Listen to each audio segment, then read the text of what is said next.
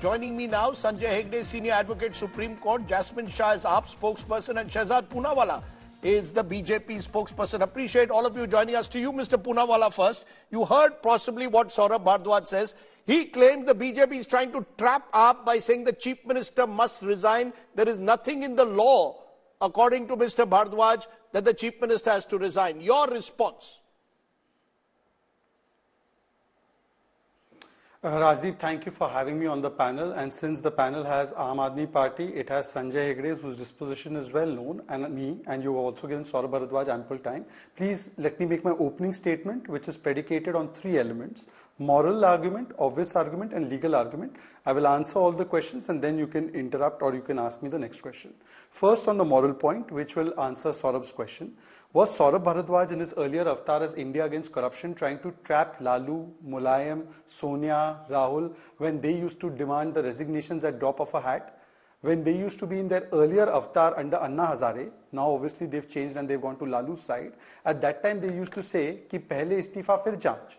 And in today's case, they say no istifa, no janch, 9 summons may come. Court is not giving us remand on the basis of evidence, Supreme Court, High Court, Lower Court at all. Even then we will say we are Kattar Imandar and we will run our Sarkar from jail, just like Pablo Escobar of Delhi, that they want to run their operations from jail. Now let me come to the more obvious argument and then go to the legal argument. The obvious argument is that if this was such a tenable system, why did you take resignation of Manish Sisodia and Satyendra Jain? If this is such a tenable system, are you saying that a Pada-Likha party with 62 MLAs can find no other person in the 62 except Mr. Kejriwal? The other obvious argument is that Mr. Kejriwal, who is in jail, who has very limited access to files, has very limited access to newspapers and media, knows what is happening in the departments of Atishi and Sourabh, and he is departmentless minister. He is departmentless person who has not signed any document till date. He knows what is happening outside in these departments and is giving Adesh what to do. But Sourabh and Atishi are incompetent to the extent that they don't know what is happening while being outside. So they must be sacked immediately on the obvious front. And now let me come to the legal argument, Rajdeep. And this is the most important. Rajdeep, before coming to your show, as you know, I gather all my facts. There is an RTI manual which has been put out from many years of Delhi government's functioning. That RTI manual describes how the Delhi government, from chief minister to minister, how it operates. Let me quote one line to you. The receipt and dispatch of files and letters will take place through letter monitoring system. This is, anybody can go and Google it, I'm not lying. Secondly, Delhi government works under Transaction of Business Rules GNTCD 1993. Section 15 and other sections read together say as follows, that everything that takes place between two ministries or ministry and chief minister happens through written standing orders with copies to be maintained by that ministry. Please keep these 2 points in mind. And third point in mind, which is the quotation of PDT Achari, somebody you swear by, Mr. Rajiv Sardesai, on 26th of March in the Hindustan Times. He says, and I agree with him legally, while the chief minister has the freedom to continue as chief minister, I quote unquote, he has to do everything with the permission of the court, which means receiving files or signing files or giving any instructions. Now please keep these things in mind and give me the answers to the following question. Question number 1. When Atishi came on first day and issued this Chief Minister's office note, I as the BJP want to know that when did Mr. Kejriwal sign a written order as required by the law, RTI Act which I have told you and the Tobro Act? When did he sign it and which officer did he give it to in the CMO? Who in turn issued this note? Name of that officer, time of the issuance of this note. Secondly, why does this note of the CMO not have a date, not have the required reference number, which is a must in government documentation, and the sign of the chief minister? Now today Sourabh has said, and quote unquote, it was played on your Aaj Tak and India Today, he said, I have been instructed by chief minister to do whatever in the health department. How was this instruction given? Was it A, in writing, or was it verbal? If it was verbal, when did Sourabh Bhardwaj meet the Honorable Chief Minister inside the custody? Because as far as I know, he has not gone and personally met him. So was it communicated verbally through Chief Minister's wife, Honorable Sunita ji, or through the lawyer, which is a violation because you cannot communicate through these outside persons. It is absolutely not contemplated in the Constitution. Finally, just 10 seconds more, 10 seconds more, and I'll complete. Therefore, the question that the BJP is asking, I am happy to answer even the Sharad Reddy part of it in the end if you give me the time. We'll come to that. But the most important question is that today I am a resident of Delhi. We'll come to that in detail.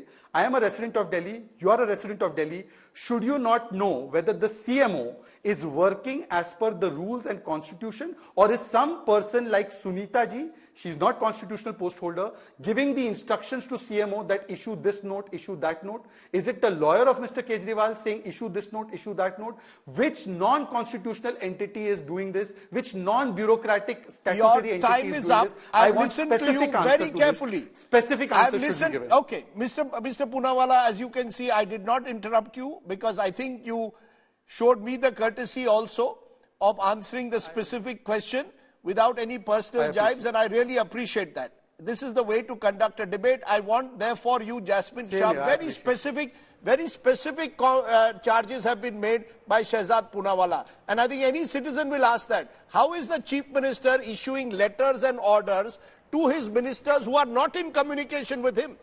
Whether it is Sourabh Bhardwaj or Atishi, according to Shehzad Poonawala, he wants to know how are these orders being issued, and he alludes to the fact, he claims virtually that the Chief Minister's wife is the one who may be issuing these orders. That's his claim. But the charge is that specific orders are being issued from custody without even the ministers meeting the Chief Minister. So are these forged? Is this all drama? Your response? Rajdeep, first and foremost, Mr. Arvind Kejriwal is under a constitutional oath to serve the people of Delhi unless and until he leaves office. We are seeing today scenes in the national capital which are unprecedented in Indian history, that a sitting chief minister in a completely fake case which has been going on for 2 years, the investigation for which is going on for 2 years, no evidence, no money recovery, no money trail to Aam Aadmi Party. Now we find 60 crores of money trail to BJP. But what happens? It is a sitting chief minister who gets arrested. Now, is he barred by the constitution from functioning as a chief minister? Absolutely not. Which means he is obligated by the constitution to serve the constituents of Delhi, the people of Delhi. Mr. Jasmine Shah, he's not legally barred, but I'm asking you specifically to the charge that Shehzad Poonawala is making, that all these orders are fictitious, that there was no connection that Atishi or Sourabh Bhardwaj had with the chief minister. These orders are all being created, manufactured. So this is precisely what Shehzad is expected to say. You know, he is a BJP spokesperson. I can say that these are genuine orders. The chief minister is concerned about the people of Delhi, and he is doing the job which he is elected to do. Now, is the chief minister obligated to say how he passes communication to his minister? No. No, I'm asking you, how is communication being passed by someone in ED custody? I will only say this, Rajdeep.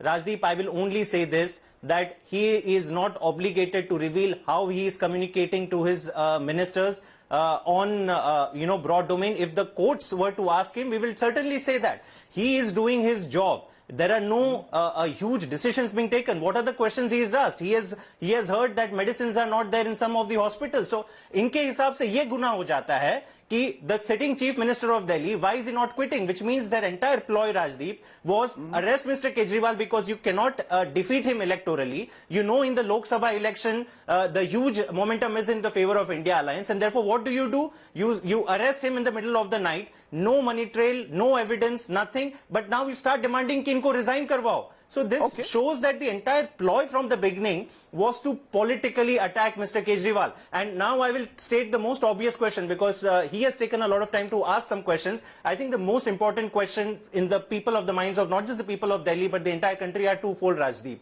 Under what law, under what precedence has the Prime Minister of India imprisoned a sitting chief minister in a case where there is no evidence, no money trail, 2 years of investigation, 500 of raids? Second, you know, on a matter where you have not found any money trail leading to AAP, but suddenly this Sarath Chandra Reddy's electoral bond data, which has just come in the public domain 3 days back, he was called the kingpin by the Enforcement Directorate in the same scam. He gets arrested by ED, and then he gives 55 crores to BJP after the arrest. Now, the money trail in this case is linking to the BJP. So why is it that ED is not showing up on the doorsteps of BJP? This precisely proves our point that what you're seeing today is blatant injustice. It's not just Mr. Kejriwal. Mr. Sisodia, remember, is in jail for a year without trial. These are political prisoners.